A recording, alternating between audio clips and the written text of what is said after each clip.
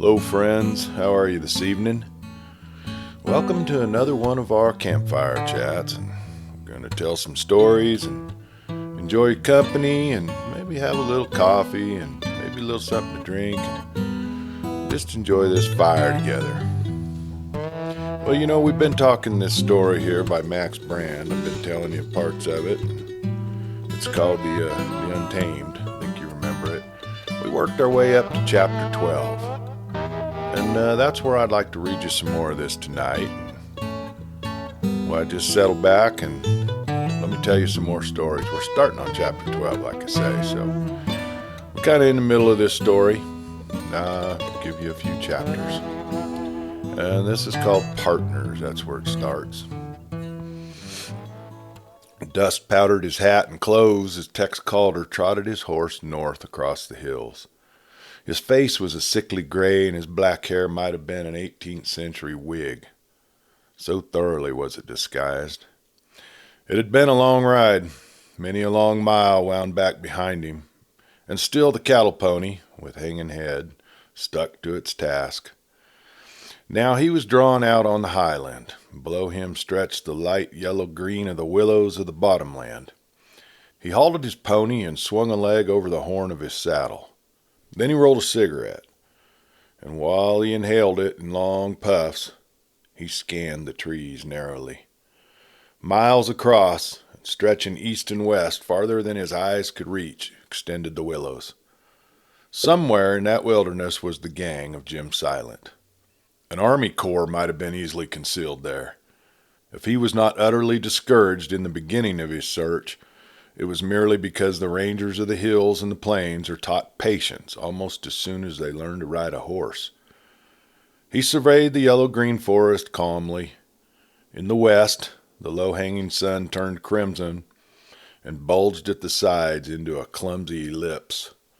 He started down the slope at the same dog trot which the pony had kept up all day long. Just before he reached the skirts of the trees, he brought his horse to a sudden halt and threw back his head. It seemed to him that he heard a faint whistling. He could not be sure. It was so far off and unlike any whistling he had ever heard before, that he half guessed it to be the movement of a breeze through the willows. But the wind was hardly strong enough to make this sound. For a full 5 minutes he listened without moving his horse. Then came the thing for which he waited. A phrase of melody undoubtedly from human lips. What puzzled him most was the nature of the music. As he rode closer to the trees, it grew clearer. It was unlike any song he had ever heard. It was a strange improvisation with a touch of both melancholy and savage exultation running through it. Calder found himself nodding in sympathy with the irregular rhythm. It grew so clear at last that he marked with some accuracy the direction from which it came.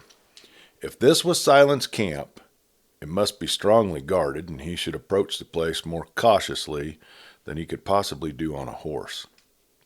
Accordingly, he dismounted, threw the reins over the pony's head, and started on through the willows. The whistling became louder and louder. He moved stealthily from tree to tree, for he had not the least idea when he would run across a guard. The whistling ceased, but the marshal was now so near that he could follow the original direction without much trouble. In a few moments he might distinguish the sound of voices. If there were 2 or 3 men in the camp, he might be able to surprise them and make his arrest. If the outlaws were many, at least he could lie low near the camp and perhaps learn the plans of the gang. He worked his way forward more and more carefully. At one place he thought a shadowy figure slipped through the brush a short distance away. He poised his gun, but lowered it again after a moment's thought. It must have been a stir of shadows. No human being could move so swiftly or so noiselessly. Nevertheless, the sight gave him such a start that he proceeded with even greater caution. He was crouched close to the ground. Every inch of it he scanned carefully before he set down a foot, fearful of the crackling of a fallen twig. Like most men when they hunt, he began to feel that something followed him. He tried to argue the thought out of his brain, but it persisted. and grew stronger. Half a dozen times he whirled suddenly with his revolver poised. At last he heard a stamp which could come from nothing but the hoof of a horse. The sound dispelled his fears. In another moment he would be in sight of the camp. "Do you figure you'll find it?" asked a quiet voice behind him. He turned, and he looked into the steady muzzle of a Colt. Behind that revolver was a thin, handsome face with a lock of jet-black hair falling over the forehead. Calder knew men, and now he felt a strange absence of any desire to attempt a gunplay. "I was just taking a stroll through the willows," he said, with a mighty attempt at carelessness. "Oh?" said the other. "It appeared to me that you was sort of hunting for something. You was headed straight for my hoss." Calder strove to find some way out. He could not. There was no waver in the hand that held that black gun. The brown eyes were decidedly discouraging at any attempt at a surprise. He felt helpless for the first time in his career. "Go over to him, Bart," said the gentle voice of the stranger. "Stand fast." The last two words, directed to Calder, came with a metallic hardness, for the marshal started as a great black dog slipped from behind a tree and slunk towards him. This was the shadow, which moved more swiftly and noiselessly than a human being. "Keep back that damned wolf," he said desperately. "He ain't going to hurt you," said the calm voice. "Just toss your gun to the ground." Well, there was nothing else for it. Calder dropped his weapon with the butt towards Whistlin Dan. "Bring it here, Bart," said the latter. The big animal lowered his head, still keeping his green eyes upon Calder, took up the revolver in his white fangs, and glided back to his master. "Just turn your back to me and keep your hands clear of your body," said Dan. Calder obeyed, sweating with shame. He felt a hand pat his pockets lightly in search for a hidden weapon, and then, with his head slightly turned, he sensed the fact that Dan was dropping his revolver into its holster. He whirled and drove his clenched fist straight at Dan's face. What happened then he would never forget to the end of his life. Calder's weapon still hung in Dan's right hand, but the latter made no effort to use it. He dropped the gun, and as Calder's right arm shot out, it was caught at the wrist and jerked down with a force that jarred his whole body. "Down, Bart!" shouted Dan. The great wolf checked in the midst of his leap and dropped, whining with eagerness, at Calder's feet. At the same time, the marshal's left hand was seized and whipped across his body. He wrenched away with all of his force. He might as well have struggled with steel manacles. He was helpless, staring into eyes which now glinted with a yellow light that sent a cold wave tingling through his blood. The yellow gleam died, his hands were loosed, but he made no move to spring at Dan's throat. Chill horror had taken the place of his shame, and the wolf dog still whined at his feet with his lips grinned back from his long white teeth. "Who in the name of God are you?" he gasped, and even as he spoke, the truth came to him. The whistling, the panther-like speed of hand, Whistlin Dan Barry. The other frowned. "If you didn't know my name, why were you trailing me?" "I wasn't after you," said Calder. "You was crawling along like that just for fun? Friend, I figured to know you. You've been sent out by the tall man to lay for me." "What tall man?" asked Calder, his wits groping. "The one that swung the chair in Morgan's place," said Dan. "Now you're going to take me to your camp. I got something to say to him." "By the Lord," cried Marshall, "you're trailing silent." Dan watched him narrowly. It was hard to accuse those keen black eyes of deceit. "I'm trailing the man who sent you out after me," he asserted with a little less assurance. Calder tore open the front of his shirt and pushed back one side of it. Pinned there next to his skin was the marshal's badge. He said, "My name's Tex Calder." It was a word to conjure with up and down the vast expense of the mountain desert. Dan smiled, and the change of expression made him seem 10 years younger. "Get down, Bart. Stand behind me." The dog obeyed sullenly. "I've heard a pile of men talk about you, Tex Calder. Their hands and their eyes met. It was a mutual respect in the glance. "And I'm a pile sorry for this." He picked up the gun from the ground and extended it butt first to the marshal, who restored it slowly to its holster. It was the first time it had ever been forced from his grasp.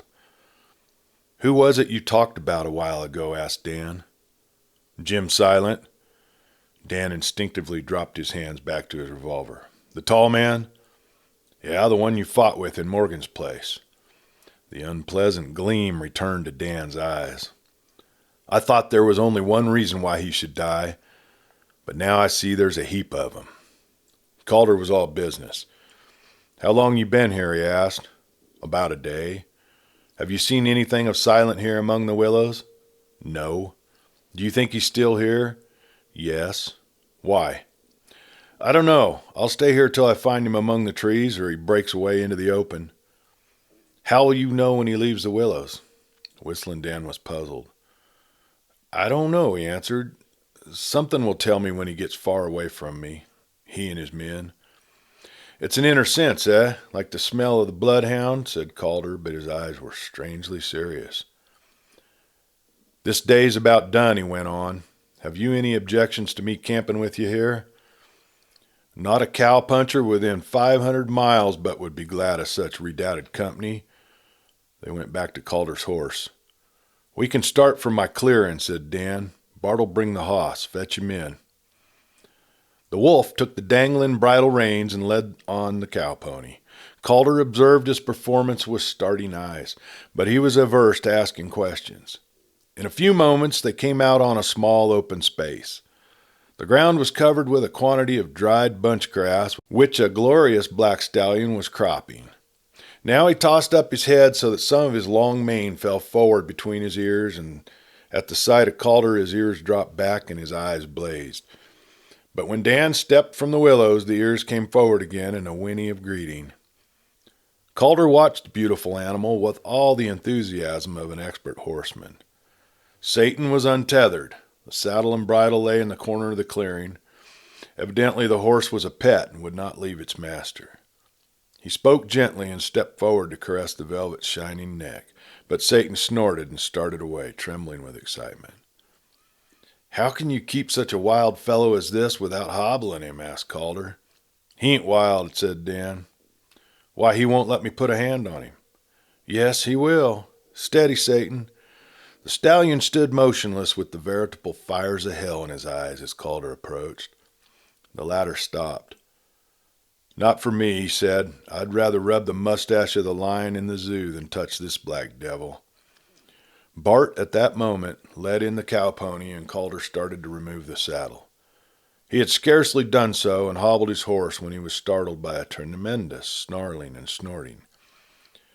He turned to see the stallion plunging hither and thither, striking with his forehoofs, while around him, darting in and out under his driving feet, sprang the great black wolf, his teeth gnashing like steel on steel. In another moment they might sink in the throat of the horse. Calder, with the exclamation of horror, whipped out his revolver, but checked himself at the very instant of firing. The master of the two animals stood with arms folded, actually smiling upon the fight. "For God's sake," cried the marshal, "shoot the damned wolf, man, or he'll have your horse by the throat." "Leave him be," said Dan, without turning his head. "Satan and Black Bart ain't got any other dogs and horses to run around with. They's just playing a little by the way of exercise." Calder stood agape before what seemed the incarnate fury of the pair. Then he noticed that those snapping fangs, however close they came, always missed the flesh of the stallion, and the driving hooves never actually endangered the leaping wolf.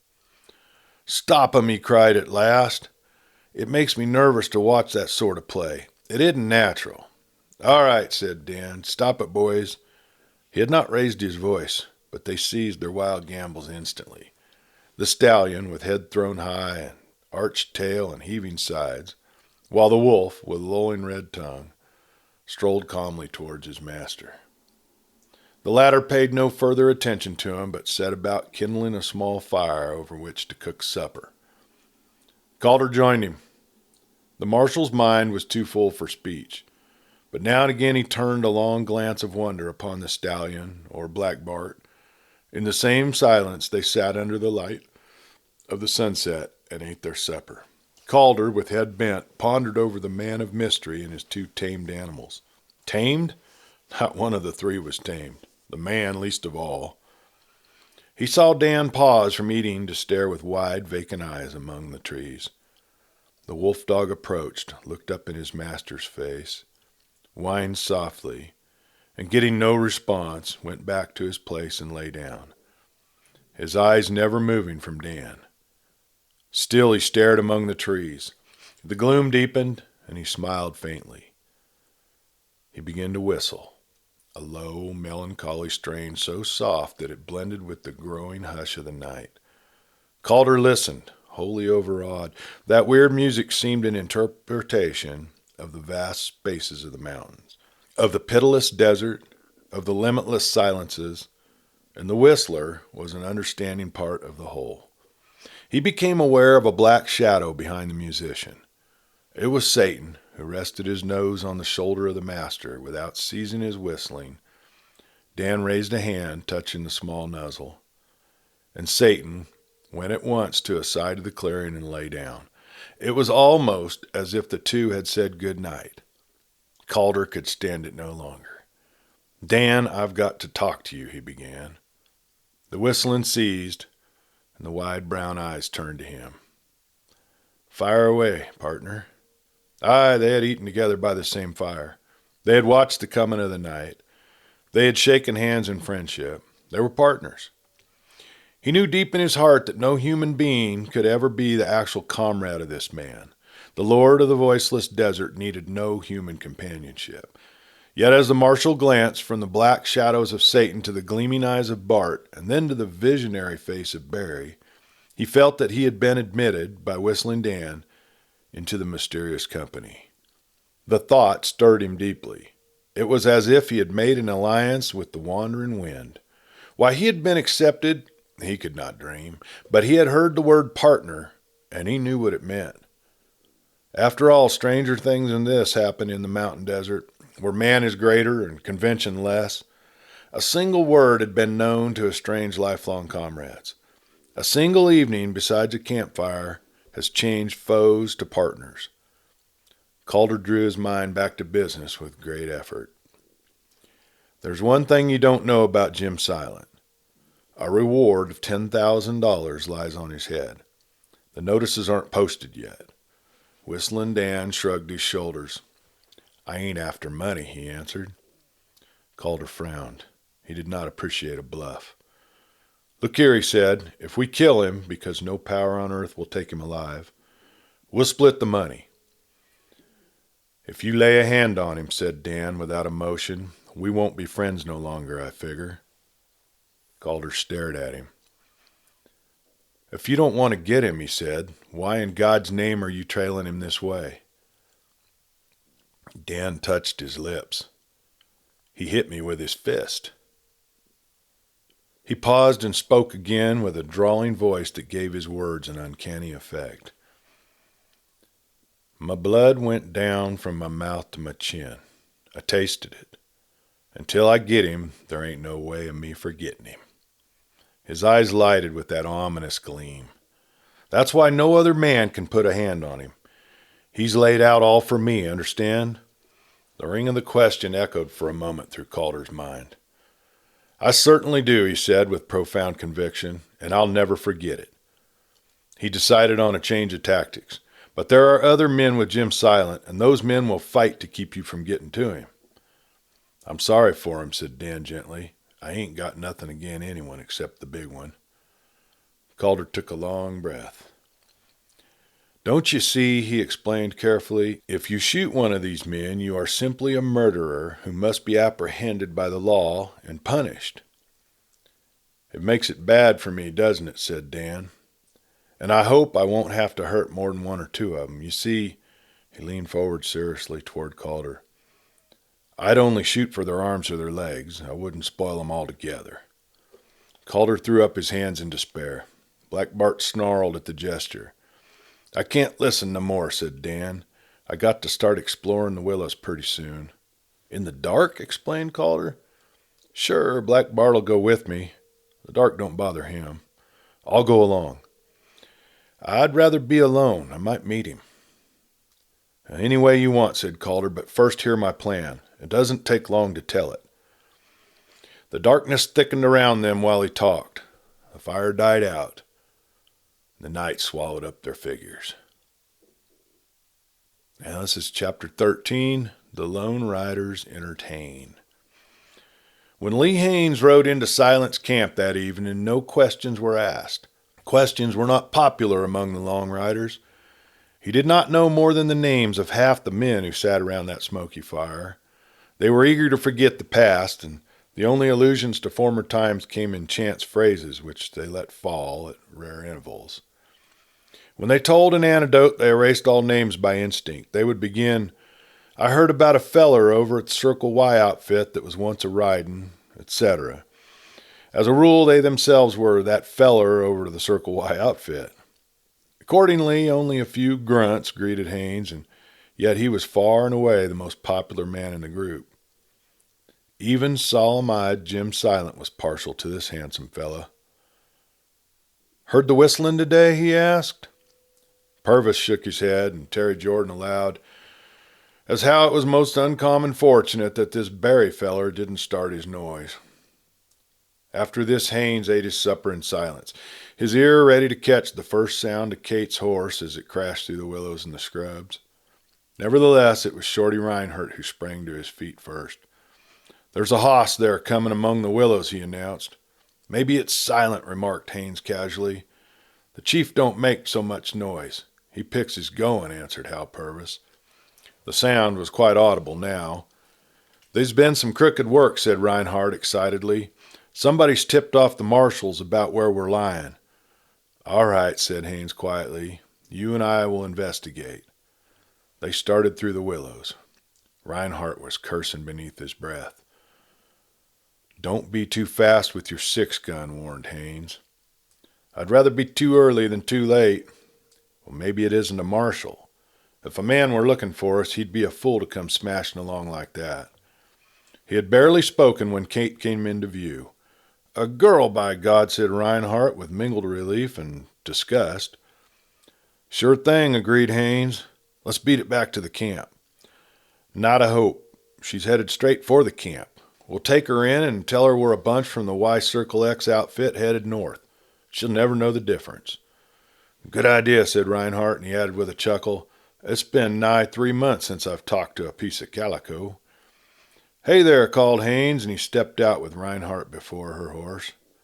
Oh, cried Kate, reining up her horse sharply. Who are you? A beaut, muttered Reinhardt in devout admiration.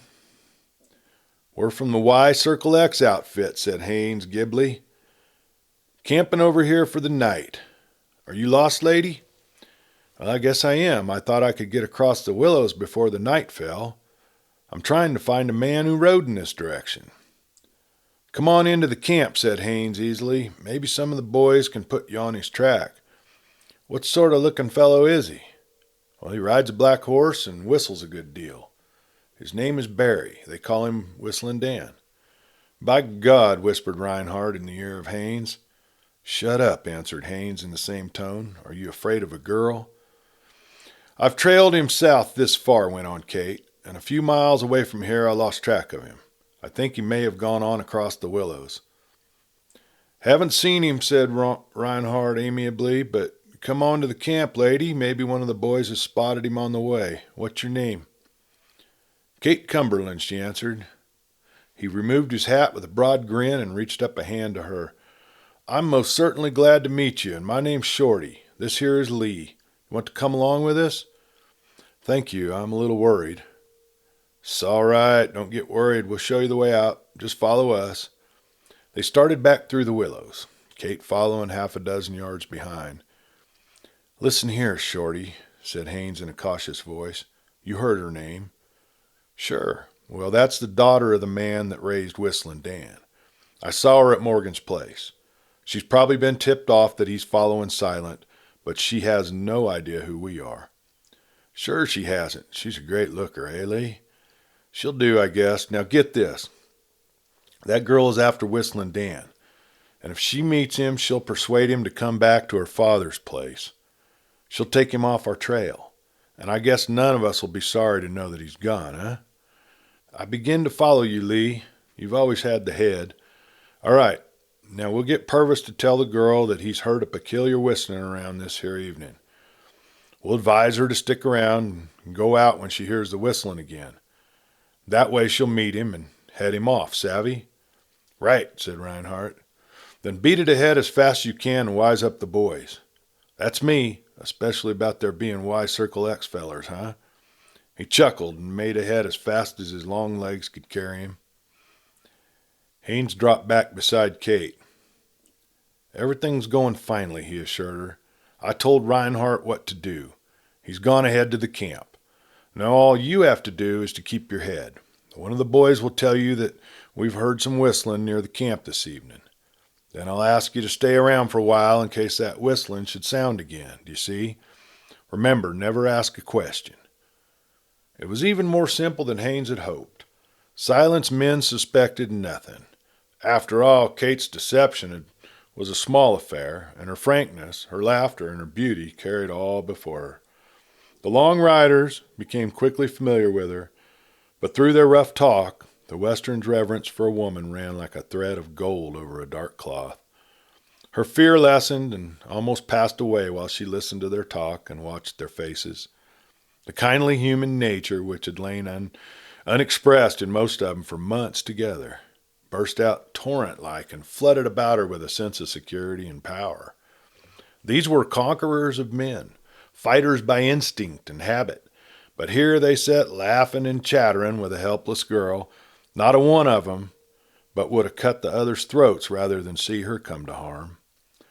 The roughness of their past and the dread of their future they laid aside like an ugly cloak, while they showed her what lies in the worst man's heart, a certain awe of woman. Their manners underwent a sudden change. Polite words, rusted by long disuse, were resurrected in her honor. Tremendous phrases came laboring forth.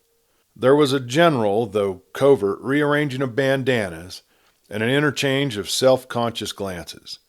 Haynes alone seemed impervious to her charm. The red died slowly along the west. There was no light save the flicker of the fire, which played on Kate's smile and the rich gold of her hair, or caught out of the dark one of the lean, hard faces which circled her. Now and then it fell on the ghastly grin of Terry Jordan, and Kate had to clench her hand to keep up her nerve. It was deep night when Jim Silent rode into the clearing. Shorty Reinhardt and Hal Purvis went up to him quickly to explain the presence of the girl and the fact that they were all members of the Y Circle X outfit. He responded with nods, while his gloomy eyes held fast on Kate. When they presented him as the boss, Jim, he replied to her good-natured greeting in a voice that was half grunt and half growl. Well, Chapter 14. This one's name of Delilah. Haynes muttered at Kate's ear, "This is the man. Now keep up your courage." "He doesn't like this," went on Haynes in the same muffled voice, "but when he understands just why you're here, I think he'll be as glad as any of us." Silent beckoned to him, and he went off to the chief. "What about the girl?" asked the big fellow curtly. "Didn't Reinhardt tell you?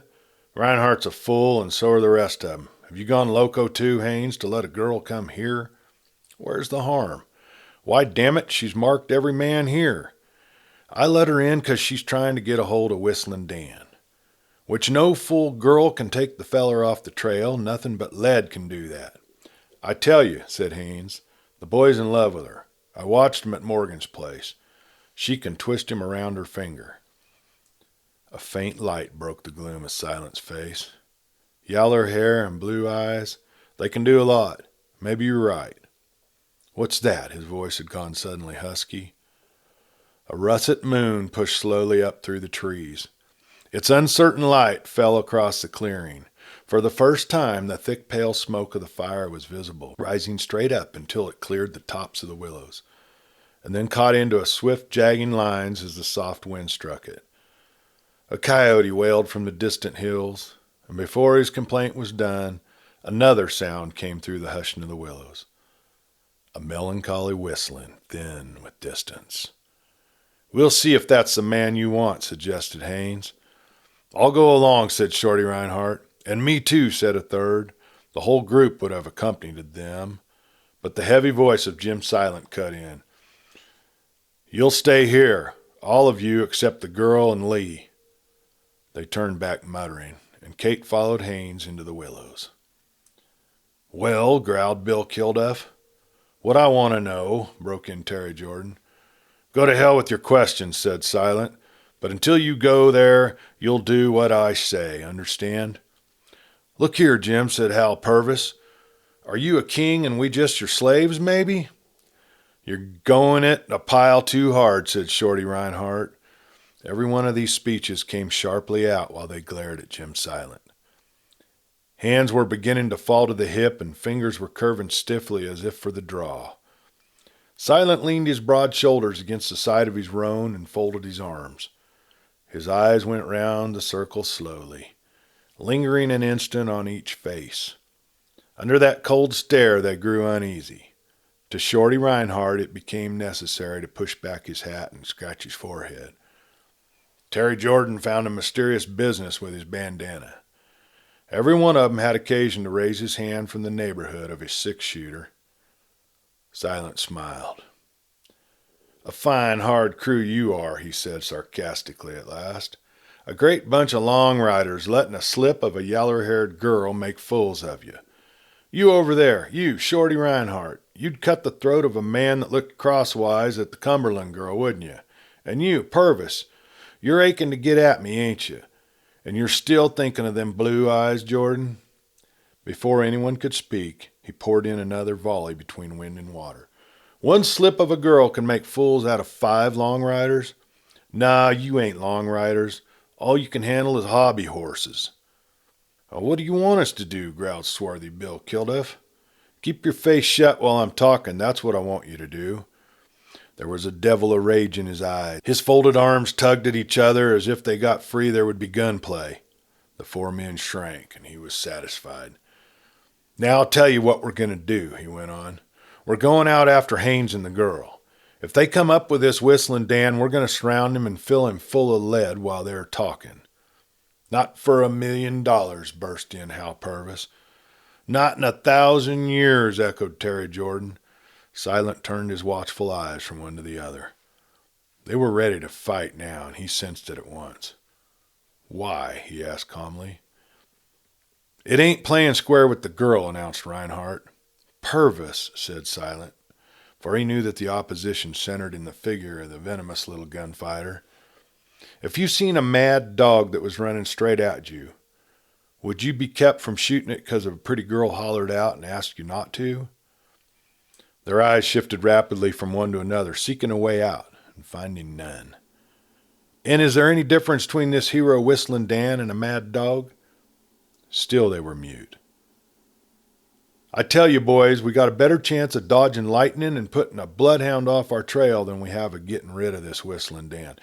And when he catches up with us, well, all I'm asking is that you remember what he done for them $4 before he hit the dust." "The chief's right," growled Kilduff, staring down at the ground. "It's Whistlin Dan or us. The mountains ain't big enough to hold him and us." Before Whistlin Dan, the great wolf glided among the trees. For a full hour they had wandered through the willows in this manner, and Dan had made up his mind to surrender the search, when Bart, returning from one of his noiseless detours, sprang out before his master and whined softly. Dan turned, loosening his revolver in the holster, and followed Bart through the soft gloom of the tree shadows in the moonlight. His step was almost as silent as that of the slinking animal which went before. At last the wolf stopped and raised his head. Almost instantly, Dan saw a man and a woman approaching through the willows. The moonlight dropped across her face. He recognized Kate, with Lee Haines walking a pace before her. "Stand where you are," he said. Haines leaped to one side and his revolver flashing in his hand. Dan stepped out before them while Black Bart slunk close behind him, snarling softly. He seemed totally regardless of the gun in Haynes' hand. His manner was that of a conqueror who had the outlaw at his mercy. "You," he said, "walk over there to the side of the clearing." "Dan!" cried Kate as she went to him with extended arms. He stopped her with a gesture, his eyes upon Haynes, who had moved away. "Watch him, Bart," said Dan. The black wolf ran to Haynes and crouched snarling at his feet. The outlaw restored his revolver to its holster and stood with his arms folded. His back turned, Dan looked at Kate. As the meeting of their eyes, she shrank a little. She had expected a difficult task in persuading him, but not this hard aloofness. She felt suddenly as if she were a stranger to him. "How do you come here with him?" "He is my friend." "You sure pick a queer place to go walking with him." "Hush, Dan. He brought me here to find you." "He brought you here? Don't you understand? When I want a friend like him, I'll go hunting for him myself, and I'll pack a gun with me." That flickering yellow light played behind Dan's eyes. I looked into his face, and he stared the other way.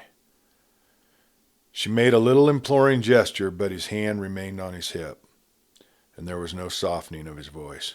"What fetched you here?" Every word was like a hand that pushed her farther away. "Are you dumb, Kate? What fetched you here?" "I have come to bring you home, Dan." "I'm home now." "What do you mean?" "There's a roof of my house." He jerked with his hand upward toward the sky. "The mountain passes are my doors, and the earth is my floor." No, we're waiting for you at the ranch." He shrugged his shoulders. "Dan, this wild trail has got no end." "Maybe, but I know that feller can show me the way to Jim Silent, and now—" He turned toward Haynes as he spoke, but here a low, venomous snarl from Black Bart checked his words. Kate saw him stiffen. His lips parted to a faint smile. His head tilted back a little as if he listened intently, though she could hear nothing. She was not a yard from him, and yet she felt 1,000 miles away. His head turned full upon her, and she would never forget the yellow light of his eyes. "Dan!" she cried, but her voice was no louder than a whisper. "Delilah!" he said, and leapt back into the shade of the willows. Even as he sprang, he saw the flash of the moonlight on his drawn revolver, and fire spat from it twice, answered by a yell of pain, the clang of a bullet on metal, and 6 shots from the woods behind her. That word Delilah rang in her brain to the exclusion of all the world. Vaguely she heard voices shouting. She turned a little and saw Haynes facing her with his revolver in his hand, but prevented from moving by the wolf who crouched snarling at his feet. The order of his master kept him there even after that master was gone. Now men ran out into the clearing. A keen whistle sounded far off among the willows, and the wolf leaped away from his prisoner and into the shadows of the trail of Dan. Tex Calder prided himself on being a light sleeper. Years spent in constant danger enabled him to keep his sense of hearing alert even when he slept. He had never been surprised. It was his boast that he never would be. Therefore, when a hand dropped lightly on his shoulder, he started erect from his blankets with a curse and grasped his revolver. A strong grip on his wrist paralyzed his fingers. Whistlin Dan leaned above him. "Wake up," said the latter. "What the devil?" breathed the marshal. "You travel like a cloud shadow, Dan. You make no sound." "Wake up and talk to me." "I'm awake, all right. What happened?" There was a moment of silence while Dan seemed to be trying for speech. Black Bart, at the other side of the clearing, pointed his nose at the yellow moon and wailed. He was very close, but the sound was so controlled that it seemed to come at a great distance from some wild spirit wandering between earth and heaven. Instead of speaking, Dan jumped to his feet and commenced a pacing up and down, a rapid, tireless stride. At his heels the wolf slunk, with lowered head and tail. The strange fellow was in some great trouble. Calder could see, and it stirred him mightily to know that the wild man had turned to him for help. Yet he would ask no questions. When in doubt, the cattleman rolls a cigarette, and that's what Calder did. He smoked and he waited. At last, the inevitable came. "How old are you, Tex?" 44. "Well, that's a good deal. You ought to know something. Maybe. About women?" Ah, said Calder. Now Broncos is cut out chiefly after one pattern, went on Dan. They's chiefly just meanness. Are women the same, just cut after one pattern? What pattern, Dan? The pattern of Delilah. They ain't no trust to be put in 'em. A good many of us have found that out. I thought one woman was different from the rest. Well, we all think that. Women in particular is divine. Woman in general, hell. Aye, but this one, he stopped and set his teeth. What has she done? He hesitated, and when he spoke again, his voice did not tremble. There was a deep hurt and wonder in it. She double-crossed me. When? Do you mean to say you've met a woman tonight out here among the willows? Where? How? Tex. Aye, Dan. It's hell. It is now, but you'll forget her. The mountains, the desert, and above all time. They'll cure you, my boy. Not in a whole century, Tex. Calder waited curiously for the explanation, and it came. Just to think of her is like hearing music. Oh, God, Tex, what can I do to fight again this here cold feeling at my heart? Dan slipped down beside the marshal, and the latter dropped a sympathetic head over the lean brown fingers. They returned the presents with a bone-crushing grip. Fight, Dan. It'll make you forget her. Her skin is softer than satin, Tex. Aye, but you'll never touch it again, Dan. Her eyes are deeper than a pool at night, and her hair is all gold like ripe corn. You'll never look into her eyes again, Dan, and you'll never touch the gold of that hair. God. The word was hardly more than a whisper, but it brought Black Bart leaping to his feet. Dan spoke again. Tex, I'm thanking you for listening to me. I wanted to talk. Being silent was burning me up. There's one thing more. Fire it out, lad. This evening I told you I hated no man but Jim Silent. Yes? And now there's another of this gang. Sometime, when she's standing by, I'm going to take him by the throat till he don't breathe no more. Then I'll throw him down in front of her and ask her if she can kiss the life back into his lips. Calder was actually shaken with excitement, but he was wise enough not to speak. Tex? Aye, lad. But when I've choked his damn life away? Yes. Aye, lad. There'll be 5 more than seeing her shaming me, Tex. All hell is busting loose inside of me. For a moment, Calder watched, but that stare of cold hate just mastered him. He turned his head away. Well, friends, that's 3 more chapters I wanted to read you, and I hope you're enjoying this story, and, well, got a surprise for you. We got another story we're going to be starting here pretty quick, too, and probably be reading both of them for you, so you got your choice. They're both good stories. They're good to listen to around a campfire with friends, anyway. Well, go get yourself another drink, fill your cup back up, and let's just have some more fun with our friends. Till then, till next week, or next time I hear from you or see you, well, this is Clay Steele. Good night.